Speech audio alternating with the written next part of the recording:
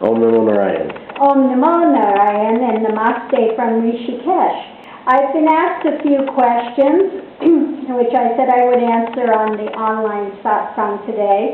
And the first is, what lineage, tradition, or religion are you? And I have to laugh at this because I say that I'm all and none. Okay, I'm like that thread of truth that runs through all the religious persuasions, but you are no longer the dogmatic side of any religious persuasion. Okay, I happen to be working mostly through the Hindu tradition, simply because the iconography and it's easier to explain through this tradition the path through Kundalini. And that's the only reason that I say more is based in Hindu than anything else. Although I come also out of a Christian esoteric order, and it's also prevalent within that, but it's not spoken of as much, so it's just easier through this path. And the only difference between any of the religious persuasions is the scenery along the way, but they all end at the same point, which is that one God, and that's unchanging. And there's only one. Okay, so when you get to the end of the path, all of these ideas about dogmas and traditions and this and that blow out. Okay, and one recognizes just that inner truth. So let's go on. It says, if you were God realized, then why can't you perform miracles such as healing? Well, we are doing healing, but we're doing healing on a much vaster level. We want to do full healing of the spirit, okay? And one can do bodily healing, and that happens along the way. One can develop that city, and I did have that city to do miraculous healings.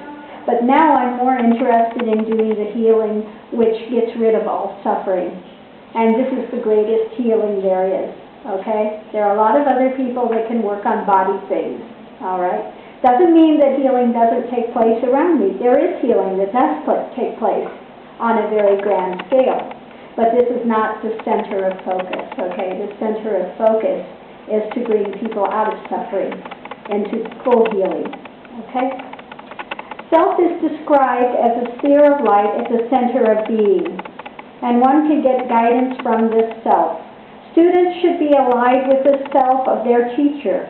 Some say the more command you have of this self, the more you have power over circumstances in life, and this is the test whether one is ready to be in command of students. Can you shed some light on this? Well, if you're needing to command something in the world, then this is not in flow. Okay, once you're in flow there, what is that one has to command the presence of, okay? One is in flow and they're surrendered, and what God brings is what's right in that moment for that person, okay? So there's none of this. Only ego wants to be in control, okay?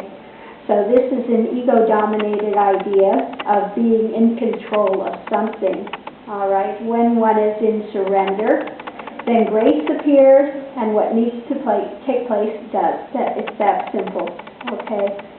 So again, you know, and when one speaks of this great light, that's the first projection from Absolute is Shakti, which is this vast, very bright light, which is, one says, that center, but there's something beyond that light, the light beyond light, okay, which is Absolute.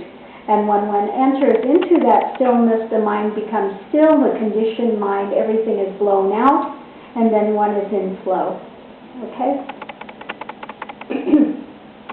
I also have another question here. Do you and the other realized beings here ever worry that you might try to rebuild an ego, or are you so firm in your stature and your nature that this is an impossibility? Well, there's nothing left to rebuild an ego when you get to that point. The mind has become still.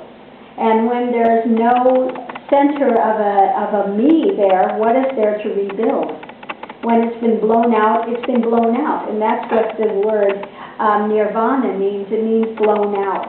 And so that's what takes place. And when something's been blown out, there's nothing left there to gravitate to recreate an ego from. Okay, there's just that just that center of stillness and that flow that remains. And what do you think will happen to your perception of the world when your body dies? Do you think you will go into re-embodiment? In other words, when the body dies, whose eyes will you see out of? Well, I think there's a confusion that to have existence, one has to have a body. Okay? One doesn't have to have a body to have existence. And when one is in existence, yeah, when the eyes are open, one is seeing in one way through the eyes, and they see what appears to be this divisionary realm. But within consciousness, there is no divisionary realm. There's that singular essence, which is that one is. Okay, and whether you're seeing through the eyes or you're not seeing through the eyes, still that absolute is. Okay? Everything becomes still and one sees this rising of Shakti that is playing across the stillness. So it doesn't matter, and I can't say what's going to take place when I'm out of form. It doesn't matter. Okay, it could be reabsorbed into the absolute, or if there is some reason for me to be back in this earth plane to work with others, that will happen. In either case, one doesn't lose realization. Okay, realization, and when the uncoverings are gone, when the coverings are gone, no coverings will be drawn back again.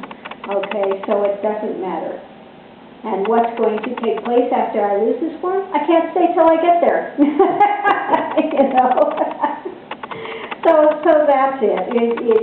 It's just one knows absolute, one is in flow, okay, and that's what remains.